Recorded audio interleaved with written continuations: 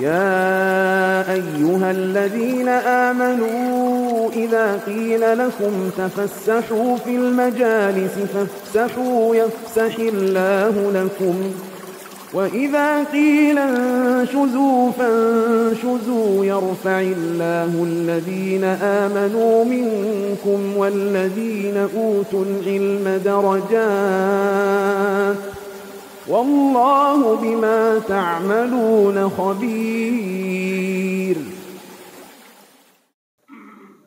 بسم الله الرحمن الرحيم. السلام عليكم ورحمة الله وبركاته.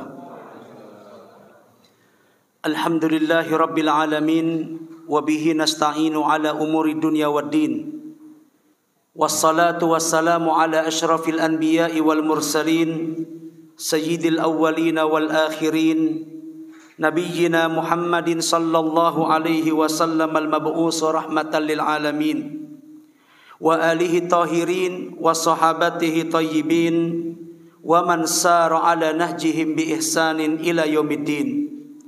يا أيها الذين آمنوا اتقوا الله حق تقاته ولا تموتن إلا وأنتم مسلمون.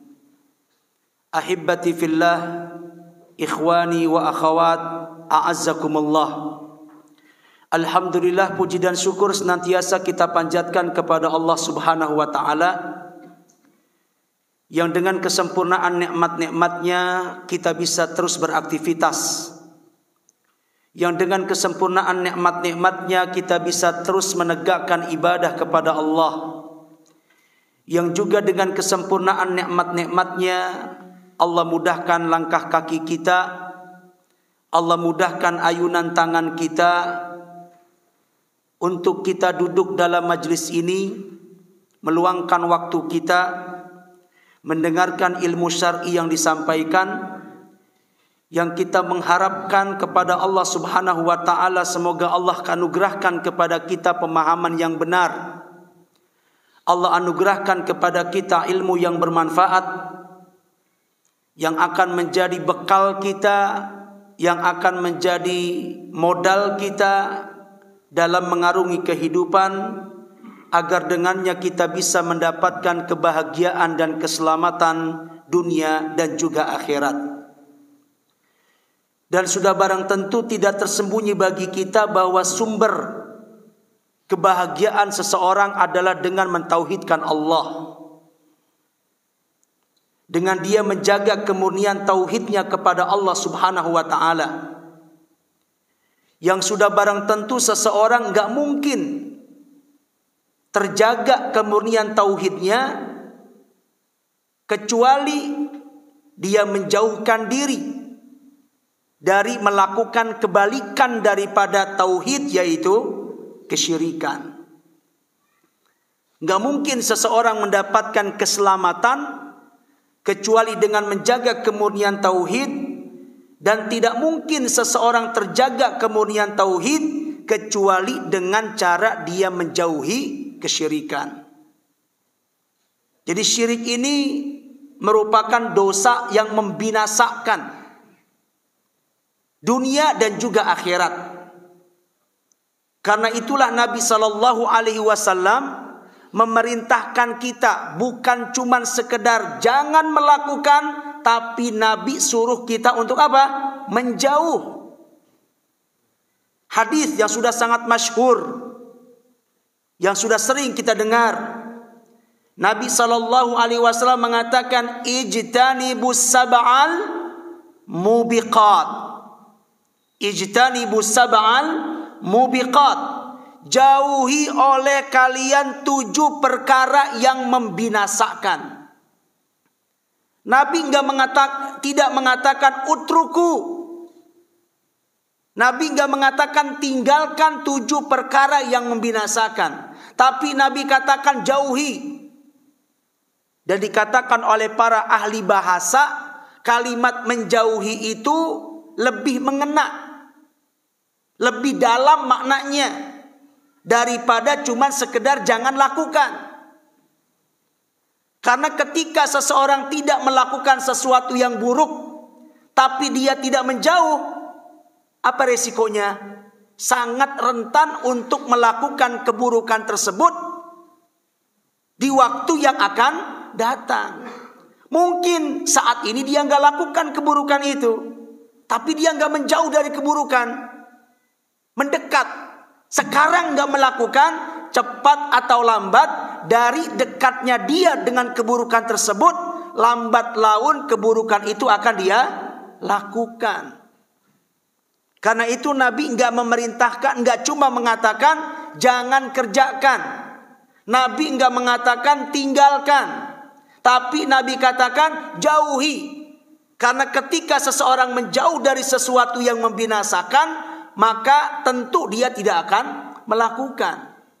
Kalau cuma tidak melakukan tapi tidak menjauh, rentan satu saat cepat atau lambat dosa membinasakan itu akan dia kerjakan.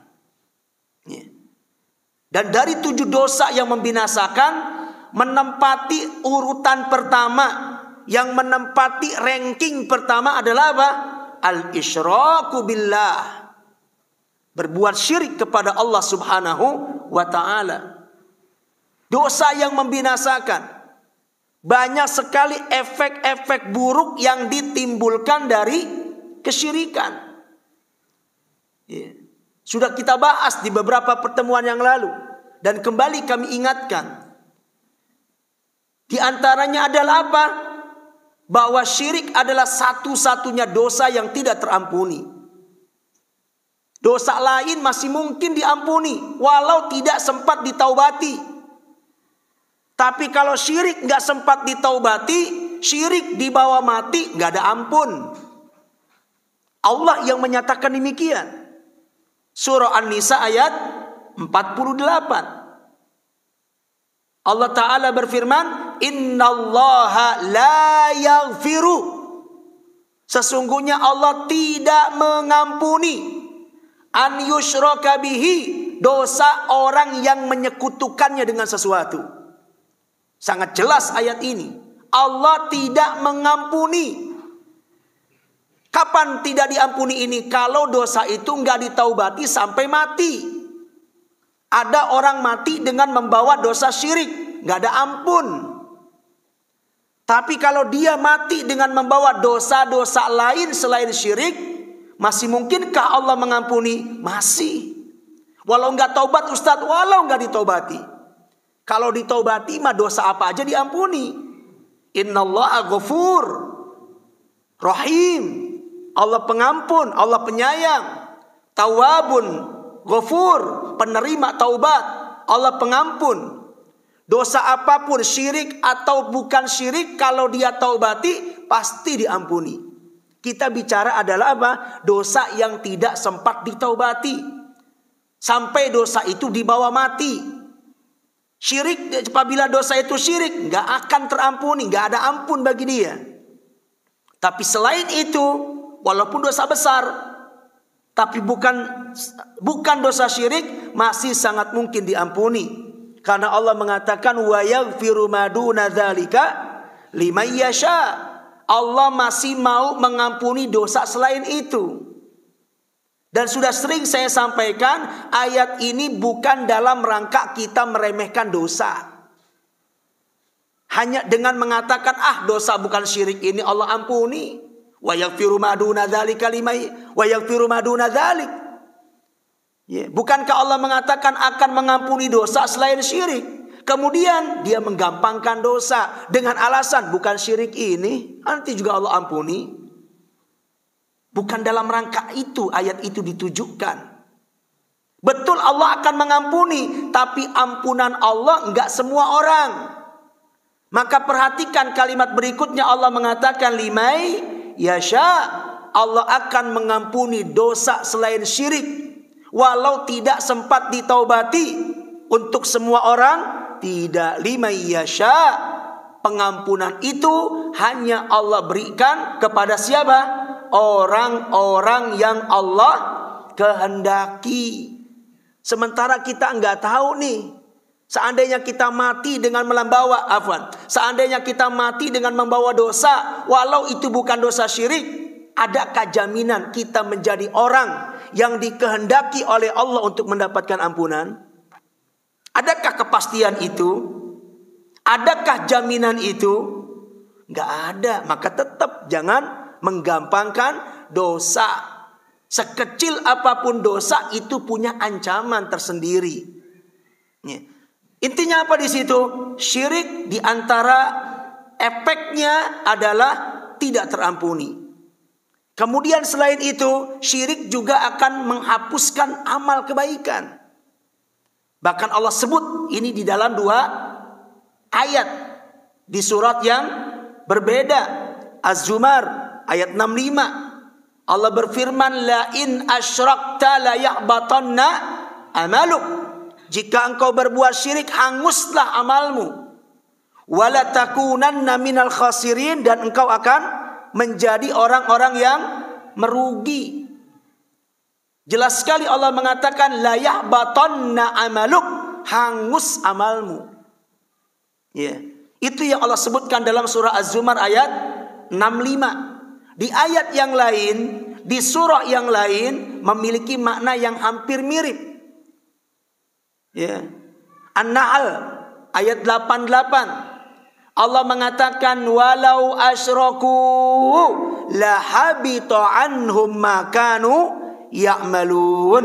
Seandainya mereka melakukan kesyirikan, la habita anhum ma kanu ya'malun, maka akan hanguslah dari mereka, akan gugurlah dari mereka apa? Ma kanu ya'malun, kebaikan-kebaikan yang pernah dia lakukan. Walau kesyirikan itu dilakukan 1 hari, di penghujung hayatnya akan bisa menghapuskan kebaikan yang mungkin dia lakukan selama 60 tahun. Ada orang Masya Allah dia ibadah kepada Allah 60 tahun. Menginjak usia 61 dia melakukan kesyirikan. Setelah melakukan kesyirikan mati di atas kesyirikan. Gak sempat dia taubati. Maka dosa syiriknya tidak akan diampuni.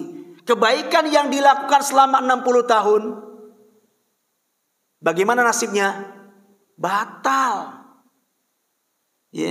Jadi bukan cuma membatalkan amal syirik yang dilakukan, tapi melakukan kebaikan yang sudah sekian lama. Jika begitu bahaya dari kesyirikan, maka jelaslah bahwa syirik adalah dosa yang sangat membinasakan. Dalam ayat yang lain, surah Al-Ma'idah ayat 72, lebih keras lagi ancamannya. Apa itu? Bahwa orang yang melakukan kesyirikan diharamkan untuk masuk surga. Orang yang melakukan kesyirikan tempatnya pasti neraka. Ancaman, kalau sudah ancaman neraka, udah itu udah paling polnya udah. Innahu man yusyrik billah, sesungguhnya orang yang berbuat syirik kepada Allah, faqad harramallahu alaihil jannah, Allah haramkan untuknya masuk surga. Sementara surga ini adalah sesuatu yang kita damba. Setiap kita mau masuk surga. Setiap kita ingin terminal akhir dari perjalanan hidup kita adalah surga. Dan setiap harinya kita berupaya untuk ke sana. Ketika kita melakukan kebaikan ini, kebaikan itu, amal ini, amal itu, ada yang kita tuju, yaitu apa? Surga Allah Subhanahu wa ta'ala. Maka orang yang melakukan kesyirikan, sebanyak apapun ketaatan yang dia lakukan, Allah haramkan untuk masuk ke dalam surga. Nggak mungkin masuk surga. Karena surga bukan tempat orang yang durhaka, berbuat kesyirikan kepada Allah.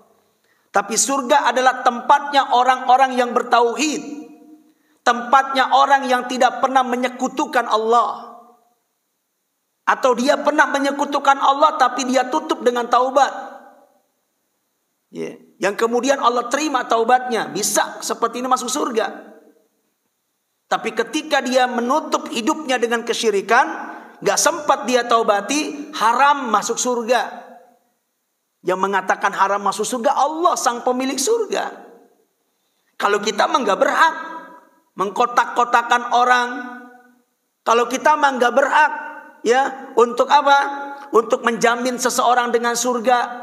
Kamu pasti calon surga, kamu pasti masuk surga, kamu pasti calon penghuni surga.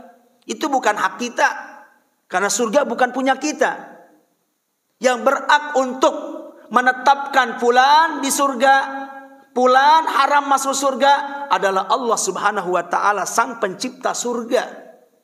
Dan Allah tegaskan itu dalam surah Al-Maidah ayat 72, surga bukan tempat orang yang melakukan kesyirikan. Orang yang berbuat syirik haram masuk surga.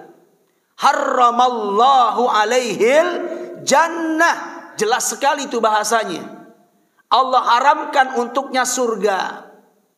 Kalau dia diharamkan masuk surga, nanti tempatnya di mana? Neraka itu pasti. Seandainya ayat itu Allah tutup sampai situ, udah cukup sebenarnya. Bisa kita pahami tempat kembali orang ini adalah neraka. Karena nanti akhir kehidupan manusia cuma dua, imma surga, imma neraka. Orang ini diharamkan masuk surga, maka di mana kira-kira tempatnya? Pasti neraka. Nggak ada tempat ketiga. Tapi untuk mempertegas pernyataan, Allah tetap sebutkan. Apa kata Allah? Wa ma'wahun nar. Tempat kembali orang ini adalah neraka. Padahal di awal Allah sudah sebutkan, Allah haramkan surga. Kemudian Allah tegaskan lagi, tempatnya di neraka. Wa ma lidzalimina min ansar. Dan tidak akan pernah ada penolong bagi orang-orang yang melakukan kesyirikan. Gak ada yang bisa menolong dia. Hatta dia punya anak semuanya penghafal Quran, gak bisa anak-anak itu akan menolong bapaknya yang kafir, bapaknya yang berbuat kesyirikan, atau ibunya yang mati dengan membawa dosa syirik. Sekalipun dia punya anak soleh semuanya, penghafal Quran semuanya, gak bisa memberikan syafaat buat orang tua yang syirik, buat orang tua yang kafir.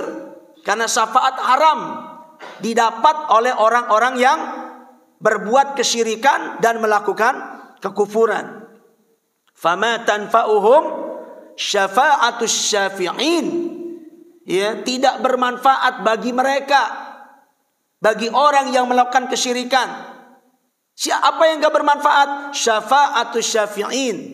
Syafaat bagi orang yang hendak memberikan syafaat. Mungkin sebagai seorang anak dia gak tega ayahnya disiksa di neraka dengan sebab kesyirikannya.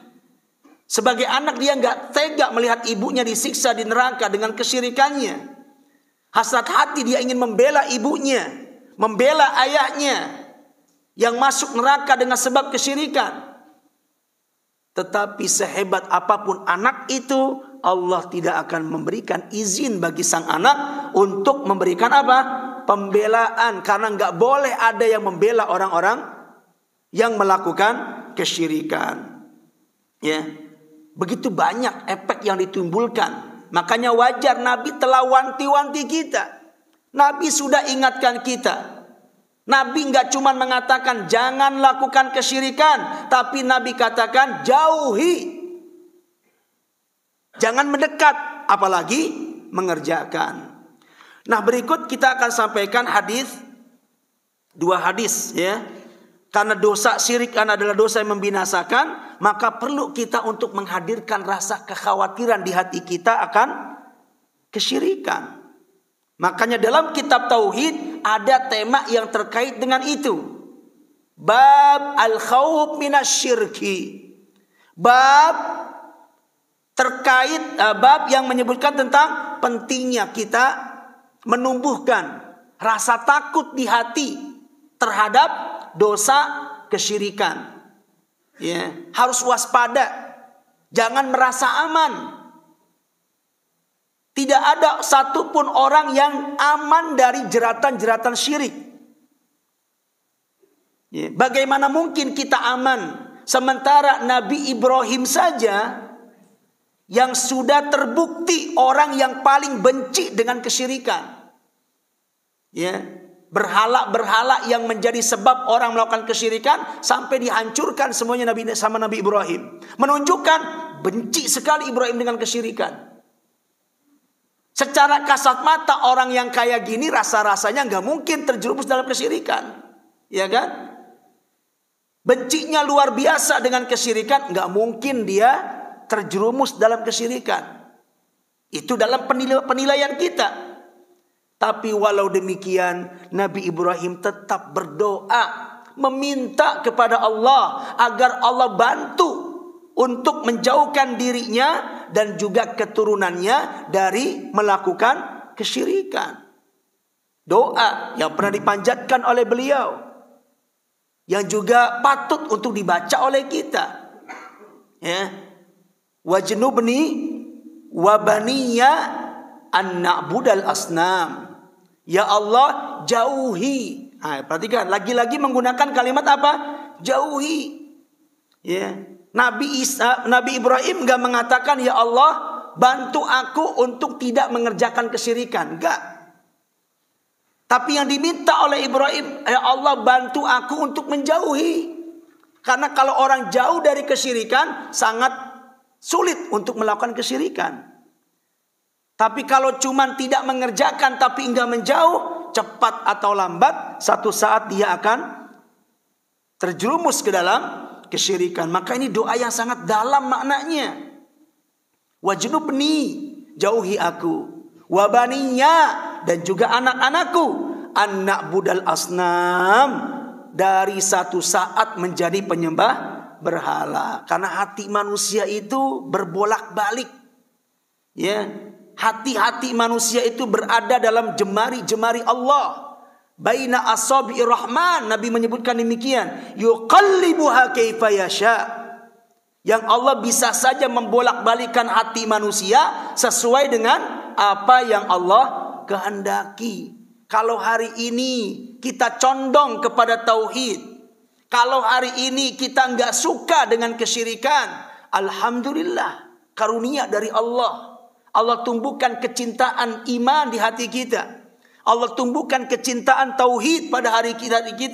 Allah tumbuhkan rasa kebencian, ya, kefasikan dan kemaksiatan di hati kita. Ini salah satu doa yang juga dibaca oleh Nabi sallallahu alaihi wasallam, ya. Habib, ya, ilainal iman wa karrih ilainal fusuqa wal isyan. Tumbuhkan rasa cinta kepada di hati kami, rasa keimanan. Tumbuhkan rasa cinta di hati kami terhadap ketaatan. Tumbuhkan di hati kami untuk senantiasa beribadah kepadamu. Wa karri ilainal kufra wal fusuqa wal isyan. Tumbuhkan rasa benci di hati kami terhadap kekufuran, kesyirikan, fusuk, kefasikan, isyan. Apa isyan? Kemaksiatan. Ketika tumbuh rasa benci terhadap kefasikan, kemaksiatan, kesyirikan, kekufuran, itu yang akan membuat dia terjaga untuk tidak melakukan. Tapi kalau tidak melakukan, di hatinya tumbuh rasa cinta, tinggal nunggu kesempatan aja. Ya. Sekarang dia nggak kerjakan kemaksiatan itu, tapi di hatinya ada kecintaan. Satu saat akan mengerjakan atau tidak? Pasti akan mengerjakan. Sekarang dia nggak kerjakan karena mungkin belum ada momennya, belum ada kesempatannya, belum ada timingnya. Ketika kecintaan terhadap kesyirikan, kefasikan, kekufuran bersemi di hati kita, walau saat ini kita tidak mengerjakannya, tapi dengan adanya cinta itulah satu saat dia akan mendekat, satu saat dia akan mengerjakan. Ya. Nah, kecintaan kita pada ketaatan, kepada iman, kepada tauhid adalah sebuah nikmat yang patut kita syukuri. Namun tetap kita tidak boleh lengah, tetap kita tidak boleh lalai. Karena siapa yang menjamin kecintaan ini akan terus bersemi? Betapa banyak orang yang awalnya cinta keimanan kemudian dia berbalik arah. Betapa banyak orang yang awalnya benci terhadap kesyirikan kemudian dia menjadi pembela kesyirikan. Dan itu nyata dalam kehidupan sebagian orang. Ya, maka itulah doa yang dipanjatkan oleh Nabi Ibrahim. Minta kepada Allah untuk dijauhkan. Ya, sekarang kita akan masuk pada bagian terakhir. 2 dalil yang ditulis oleh muallif terkait dengan kesyirikan. Nabi mengatakan dari hadis Ibnu Mas'ud bahwa Rasulullah sallallahu alaihi wasallam bersabda, "Man mata wa huwa yad'u min dunillahi niddan dakhalan nar." Barang siapa yang mati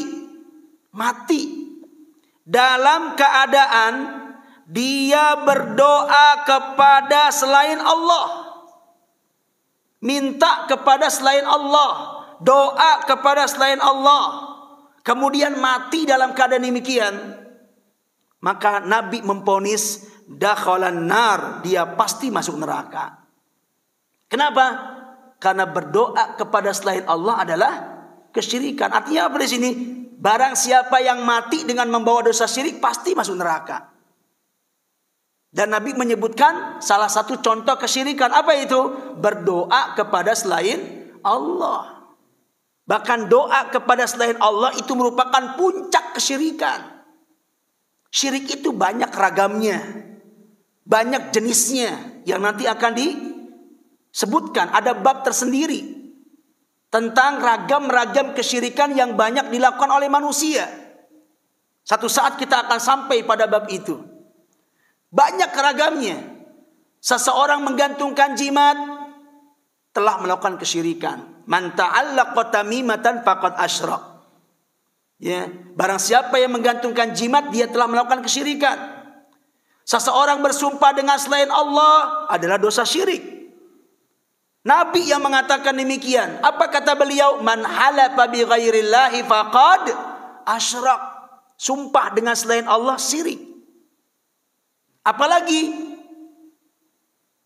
menyembelih, berkurban, mengalirkan darah binatang ternak yang kemudian dia persembahkan kepada selain Allah, itu juga bagian daripada kesyirikan. Nabi mengatakan man dzabha li ghairillahi faqad asyrak. Banyak ragam kesyirikan itu.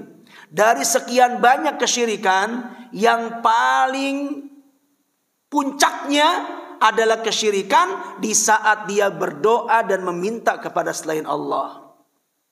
Syirik dengan cara seperti itu merupakan kesyirikan yang paling parah. Kesyirikan yang paling sesat, bahkan Allah katakan demikian. Ya. Mungkin kata sesat itu menjadi a priori bagi sebagian orang, ya. Tapi kalau kita perhatikan dalil-dalil, betapa banyak ayat yang menyebutkan kalimat itu. Mau kita terjemahkan apa lagi kalau bukan kesesatan? Ya. Dolla yadhillu adall. Ya. Surat Al-Ahqaf ayat 5. Allah mengatakan apa? Wa man adallu.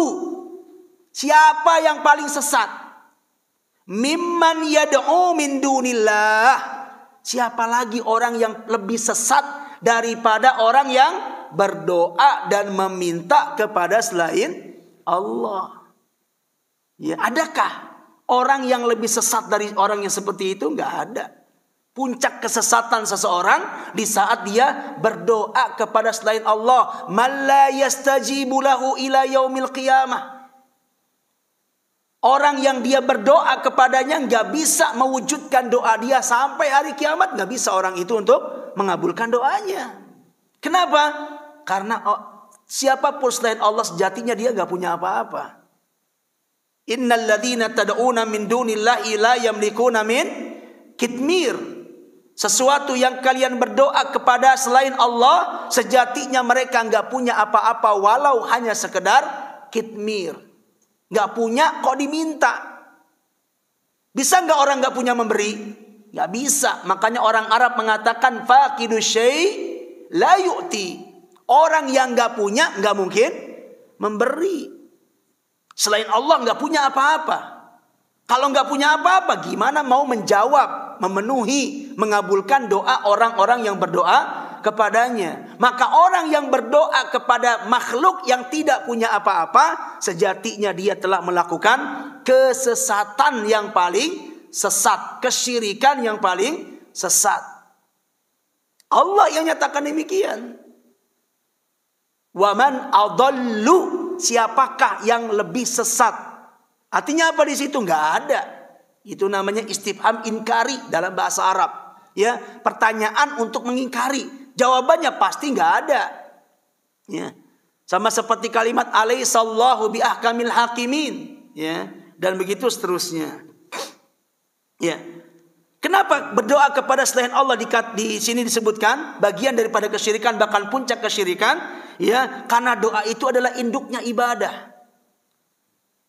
Pada doalah seseorang menampakkan kerendahan dan ketundukan, ya, kepada zat yang dia berdoa kepadanya. Jadi ketika ada orang berdoa, dia telah menampakkan kerendahan dan ketundukan kepada zat yang dia berdoa kepadanya. Ketika itu ditujukan kepada Allah, baik, bagus. Kita menampakkan kebutuhan kita. Kita menunjukkan kerendahan kita. Kita menunjukkan ketundukan kita. Kebutuhan, kerendahan, ketundukan. Kita tujukan kepada Allah. Itu menjadi satu ibadah yang agung.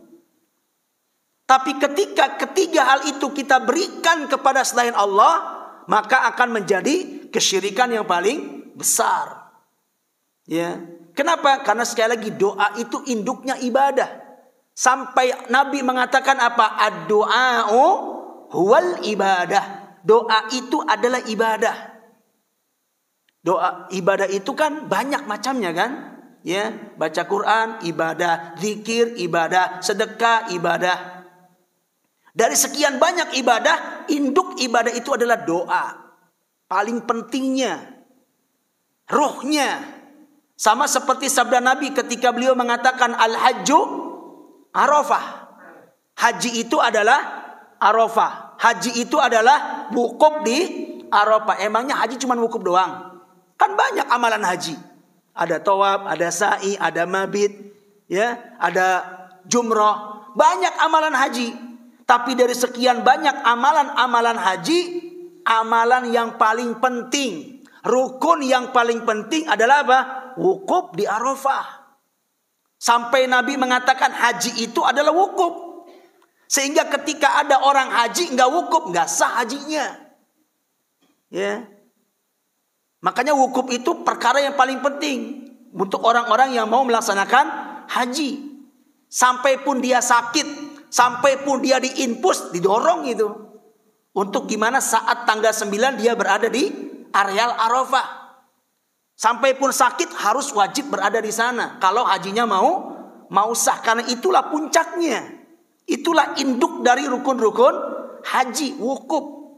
Sehingga kalau ada haji tanpa wukuf, nggak sah. Saking pentingnya wukuf, Nabi mengatakan al-hajju Arafah. Saking pentingnya doa, Nabi sampai mengatakan ad-du'a huwal ibadah. Ya. Ketinggian ibadah itu ada pada doa. Karena disitulah manusia menunjukkan kebutuhannya kepada sang penciptanya. Menunjukkan ketundukannya kepada sang penciptanya. Menunjukkan kebutuhan. Karena itu orang yang tidak merasa butuh kepada Allah, itu dianggap orang yang sombong. Dan Allah mengancam. Yeah. Surat Ghafir ayat 60, Allah Ta'ala berfirman, Ud'uni astajib lakum. Berdoalah kalian, aku akan kabulkan doa kalian. Innal ladzina yastakbiruna an ibadati. Sesungguhnya orang yang menyombongkan diri dari ibadah kepadaku. Ibadah di sini maksudnya adalah apa? Doa. Saking pentingnya doa sampai Allah mengibaratkan, membahasakannya dengan bahasa ibadah. Padahal ibadah yang dimaksud di sini adalah doa, karena kalimat sebelumnya ud'u. Yeah. Allah membahasakan doa itu dengan ibadah, menunjukkan ibadah doa itu adalah ibadah yang paling agung. Orang yang menyombongkan diri dari meminta dan berdoa kepadaku, kata Allah, yastakbirun, adalah orang-orang yang sombong. Sayadkhuluna jahannama dakhirin, dan mereka kelak akan masuk ke dalam neraka dalam keadaan hina. Di dunia dia merasa besar, merasa hebat, seakan-akan gak butuh Allah. Gak pernah dia tengadahkan kedua tangannya, gak pernah dia meminta, gak pernah dia memelas. Segala sesuatu dia merasa bisa dia selesaikan dengan tangannya sendiri. Segala sesuatu bisa dia selesaikan dengan kekayaan dan uangnya. Gak butuh penjagaan Allah, gak butuh pertolongan Allah. Gak pernah dia tengadahkan kedua tangannya ke langit, meminta dan berdoa kepada Allah. Yang seperti ini dianggap orang sombong, merasa besar di dunia, nanti di akhirat Allah akan hinakan dia, masuk neraka dalam keadaan hina. Di dunia merasa mulia, di akhirat Allah hinakan. Dan begitulah hukuman yang akan Allah berikan kepada manusia. Ya, dia merasa besar, Allah akan kecilkan. Dia merasa mulia, Allah akan hinakan. Dan begitu seterusnya. Nah, ya. Kemudian Allah Subhanahu wa taala mengatakan dakhalan nar, masuk neraka. Saya sudah sampaikan, neraka itu adalah puncak dari ancaman. Ketika ada satu dosa, hukumannya dihukum atau diancam dengan neraka, maka ancaman berupa neraka itu merupakan ancaman yang paling mengerikan sudah seharusnya. Ya. Karena di neraka itulah Allah Subhanahu wa taala akan memberikan azab sempurna bagi orang-orang yang Allah kehendaki. Allah akan mengazab manusia melalui neraka. Makanya Allah pernah berkata kepada neraka. Apa kata Allah? Anti azabi. Wahai neraka, engkau adalah siksaku. Engkau adalah azabku. Antaqimu biki man asya. Aku akan menghukum, aku akan menyiksa, aku akan mengazab melaluimu orang-orang yang aku kehendaki. Di neraka Allah akan sempurnakan siksa bagi orang yang Allah kehendaki. Walaupun mungkin siksa itu mungkin sebelumnya sudah Allah berikan sama dia. Ya. Jadi ancaman, siksa itu ada kapan saja. Di dunia ada nggak siksa? Ada. Ancaman ada? Ada. Tapi seberat-beratnya siksa dunia nggak sebanding, nggak seberapa dengan siksa akhirat. Kadang ada dosa diancam oleh Allah akan menyebabkan orang sempit hidupnya. Ya. Ada nggak dosa yang diancam untuk mendapatkan kesempitan hidup? Ada. Yaitu orang yang berpaling dari peringatan Allah.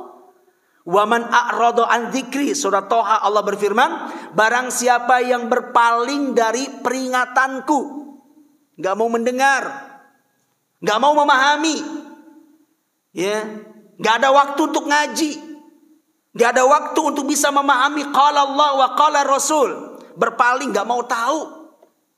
Fa inna lahu ma'isyatan donka, maka sikap ini Allah katakan dia akan mendapatkan kehidupan yang sempit. Kehidupan sempit berapa lama sih dia jalani di dunia? Paling 60 tahun, paling 70 tahun. Habis gitu mati, selesai. Selesai hukuman sempitnya hidup. Gak sebanding. Ya. Ada sebagian dosa yang Allah hukum akan Allah kirim apa? Wabah. Ya, orang kena wabah paling ujung-ujungnya mati, selesai. Ada dosa yang Allah ancam dengan apa?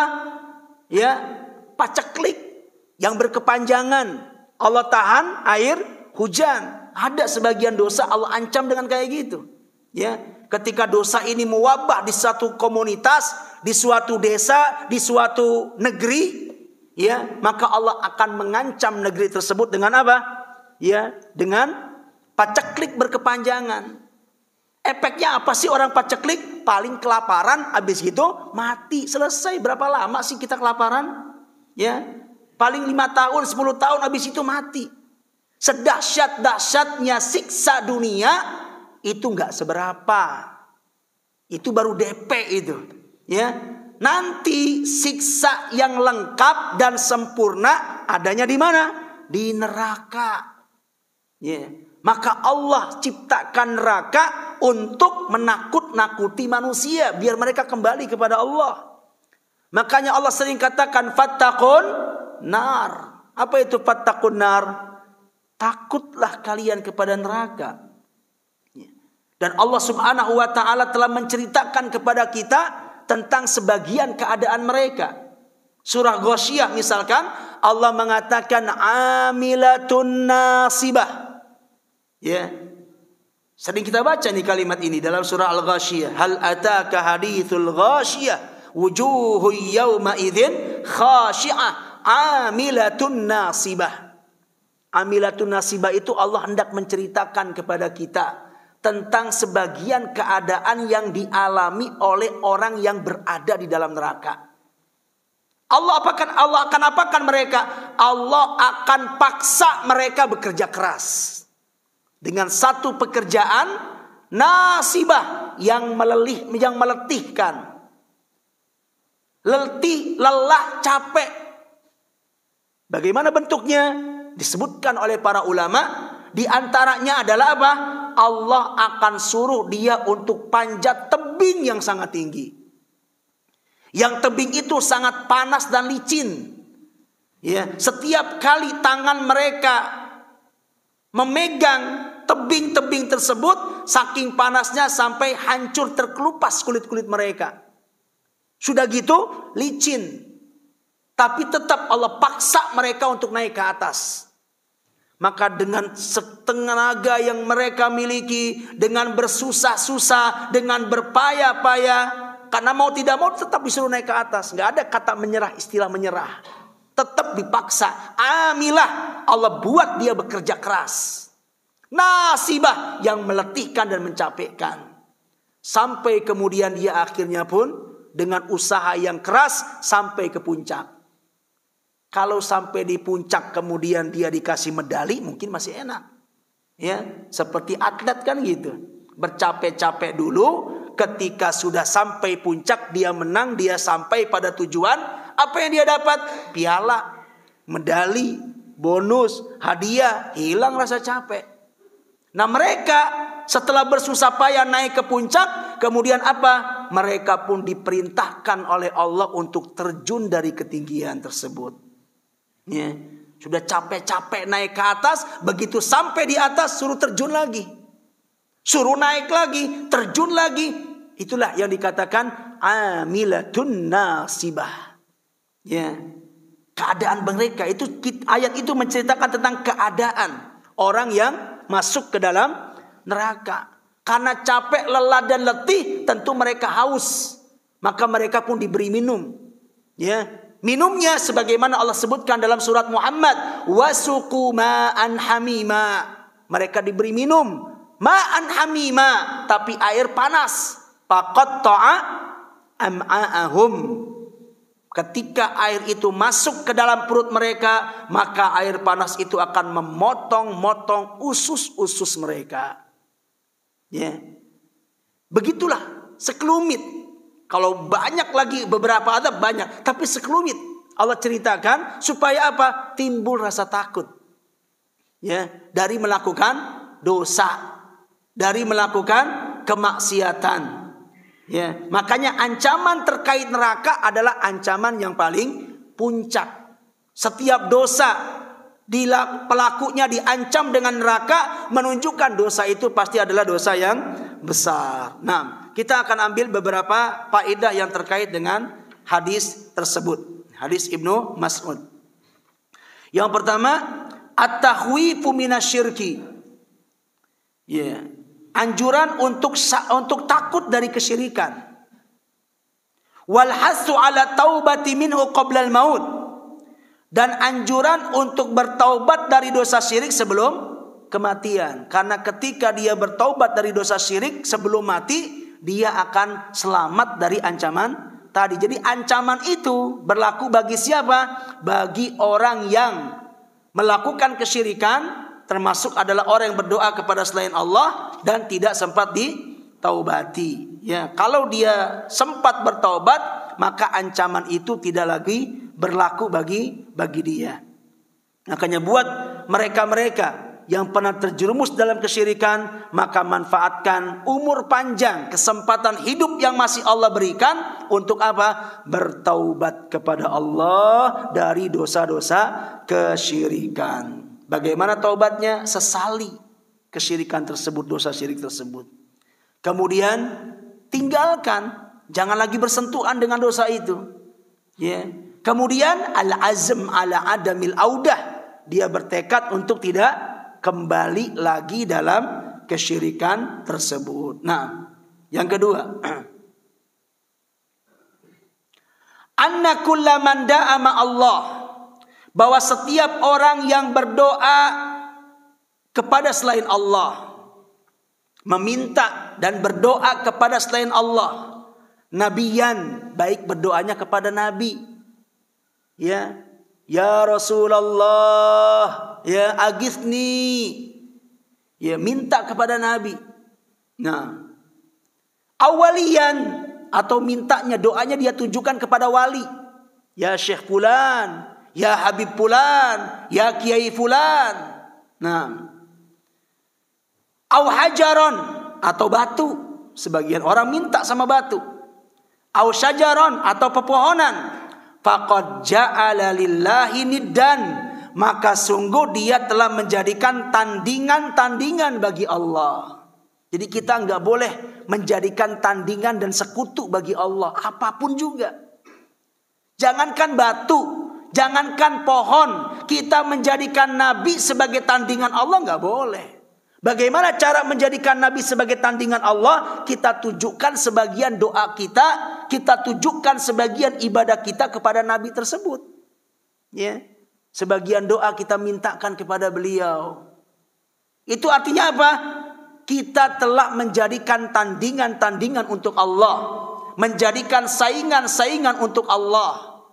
Ya, kalau kepada Nabi saja nggak boleh, apalagi kepada wali. Kepada wali saja, orang soleh aja nggak boleh, apalagi menjadikan batu sebagai tandingan Allah, menjadikan pohon sebagai tandingan Allah, menjadikan sebagian jin sebagai tandingan Allah. Maka itu lebih tidak dibolehkan lagi. Faedah yang ketiga, anna syirka la yughfar, dosa syirik tidak diampuni illa bitaubah, kecuali dengan cara dia bertaubat kepada Allah Subhanahu wa ta'ala. Ya, adzan terlebih dahulu, kemudian kita masuk pada hadis yang terakhir insyaallah.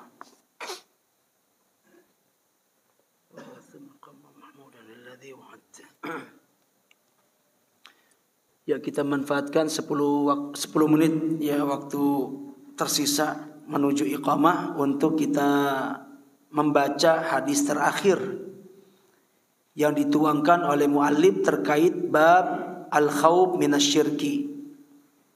Hadis sahih riwayat Muslim. An Jabir radhiyallahu an, dari sahabat Jabir, yakni Jabir bin Abdullah. Anna Rasulullah sallallahu alaihi wasallam qala, bahwa Rasulullah sallallahu alaihi wasallam bersabda. Jadi ini juga merupakan hadis yang membuat pentingnya kita menumbuhkan rasa takut di hati dari melakukan kesyirikan. Nabi mengatakan, man laqiyallaha, barang siapa yang berjumpa dengan Allah. Maksudnya adalah man mata, barang siapa yang mati. Berjumpa dengan Allah itu maksudnya adalah mendapatkan kematian. Wa huwa la yusyriku bihi syai'a, dan dia dalam keadaan tidak pernah berbuat syirik kepada Allah, syai'a, sedikit pun, secuil pun. Betul-betul selama hidupnya bersih dari melakukan kesyirikan. Gak pernah melakukan kesyirikan, gak pernah memalingkan ibadah kepada selain Allah. Ya, syai'an, sedikit pun.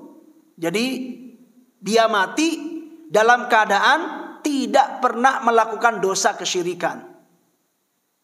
Syai'an, sekalipun itu syirik kecil, bersih dosanya, bersih dari melakukan dosa syirik baik besar ataupun kecil. Dakhalal jannah, maka orang mati dalam keadaan demikian pasti masuk surga. Wa man laqiyahu, dan barang siapa yang berjumpa dengan Allah, dia mendapatkan kematian, yusyriku bihi syai'a, dalam keadaan dia berbuat syirik kepada Allah. Syai'a, perhatikan di situ, walaupun sedikit, kecil, secuil kesyirikannya, dia mati dengan membawa secuil dosa kesyirikan. dakhalan nar, maka dia pasti masuk neraka. Di situ Nabi menyebutkan dengan dua-duanya dengan menggunakan fiil madhi. Belum terjadi tapi menggunakan fiil madhi. Ya. Maka ketika kita mendapatkan bentuk-bentuk bahasa yang seperti ini, ya, itu maksudnya adalah litakid, ya, untuk memastikan.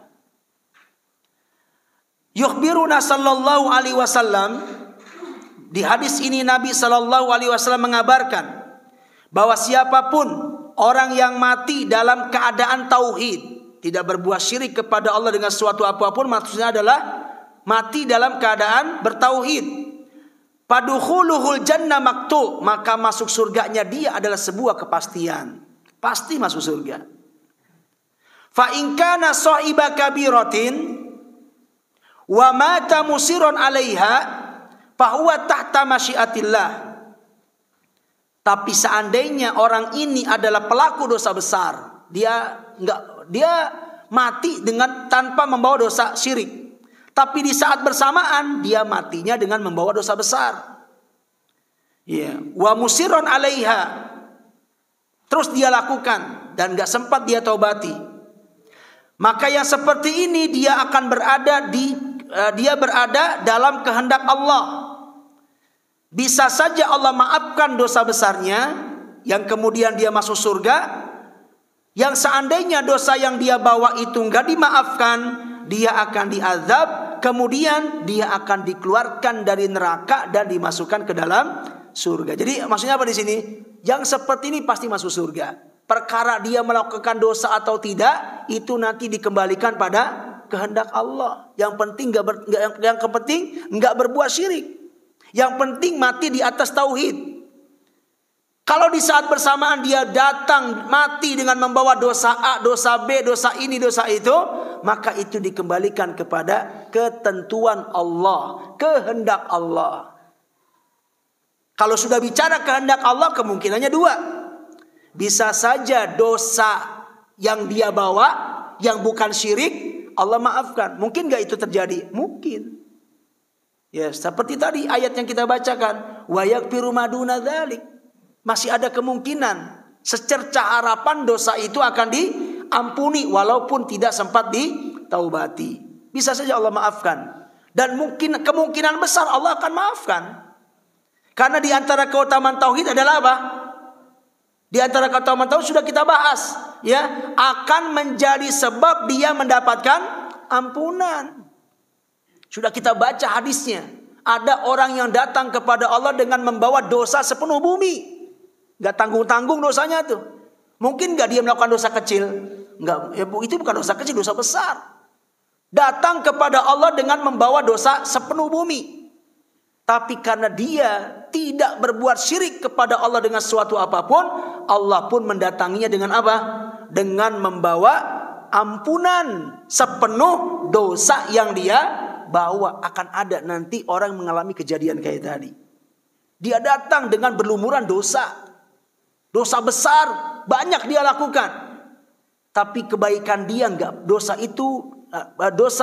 yang dia bawa itu bukan dosa syirikan. Ya. Dengan kemudian tauhidnya, ada kalanya Allah akan menemui dia dengan membawa ampunan sebanyak dosa yang dia bawa. Makanya orang tadi ada kemungkinan mendapatkan ampunan sekalipun dia pelaku dosa besar. Nah, tapi kalau seandainya dosa besar yang dia bawa tidak Allah maafkan, apa efeknya? Allah akan masukkan dia ke dalam neraka. Tapi masuknya dia ke dalam neraka sifatnya hanya sementara. Untuk selanjutnya Allah akan keluarkan dan masukkan ke dalam surga. Kalau sudah Allah masukkan ke dalam surga, mungkin gak satu saat keluar lagi dari surga pindah lagi ke neraka? Gak mungkin. Karena Allah mengatakan apa? Wa ma hum bimukhrajin. Allah berkata kepada penghuni surga bahwa mereka tidak akan pernah dikeluarkan. Gak pernah ada kejadian orang masuk surga dikeluarkan dari surga kemudian dipindahkan ke neraka. Tapi kalau orang masuk neraka, ada ceritanya dikeluarkan neraka dan dipindahkan ke surga. Akan ada orang-orang seperti itu. Masuk neraka, dikeluarkan dari neraka, pindahnya ke surga. Tapi kalau sudah masuk surga, nggak mungkin pindah ke neraka. Karena Allah mengatakan wa ma hum bimukhrajin. Nah, wa amma man mata ala syirkil akbar. Adapun orang yang mati dengan membawa dosa besar, syirik besar, la yadkhulul jannah, dia enggak masuk surga. Wa la yanaluhu rahmatan, dan juga enggak akan mendapat rahmat Allah. Kalau orang enggak dapat rahmat, mungkin enggak bisa masuk surga, enggak mungkin. Wa yukhallad finnar, dia akan dikekalkan di dalam api neraka. Nah, ya, faedah yang bisa kita ambil dari hadis ini sama seperti hadis yang berikut yang sebelumnya. Apa itu? Wujubul khaufi minasyirki. Wajibnya kita takut dari kesyirikan. Kenapa? Karena selamatnya manusia dari neraka itu dilekatkan dengan selamatnya dia dari kesyirikan. Orang baru akan bisa selamat dari neraka kalau dia selamat dari kesyirikan. Pemahaman terbaliknya, kalau dia bersentuhan dengan dosa-dosa kesyirikan, dia tidak akan pernah selamat dari neraka. Itulah bahaya yang ditimbulkan dari kesyirikan. Maka patut bagi kita untuk senantiasa hati-hati, waspada dari melakukan kesyirikan. Orang baru akan selamat dari syirik kalau dia mengetahui bahwa itu adalah perbuatan syirik. Berarti dibutuh apa di situ? Butuh ilmu. Gak mungkin orang selamat dari kesyirikan kalau dia gak berilmu. Orang yang gak tahu, besar kemungkinan dia akan terjerumus ke dalam keburukan tersebut. Sebagaimana kita melalui jalan, kita gak tahu di situ ada lubang, besar kemungkinan dia akan terperosok dalam lubang tersebut. Tapi kalau kita tahu di jalan ini di bagian kanan ada lubang, maka ketika kita melalui jalan tersebut, kita tahu di situ ada lubang, kita akan bisa menghindarkan diri sehingga tidak terperosok. Untuk bisa orang selamat dari kesyirikan butuh terhadap ilmu. Ya, dia mengetahui perkara-perkara yang akan masuk pada ranah-ranah kesyirikan. Dan sekali lagi itu dibahas biasanya dalam buku-buku tauhid. Wallahu taala alam bisawab. Ini yang dapat kami sampaikan. Dengan demikian selesai bahasan kita dari bab al-khauf minasyirki. Seingat saya kita bahas dalam 3 majlis bab ini. Berikutnya insyaallah kita akan masuk pada bab yang baru biidznillah taala. Ya, saya kira cukup dari kami ya. Suara sudah terbatas sekali. Wassallallahu ala nabiyyina Muhammad wa alihi wa sahbihi wasallam. Subhanakallahumma wa bihamdik asyhadu an la ilaha illa anta astaghfiruka wa atubu ilaik. Wassalamu alaikum warahmatullahi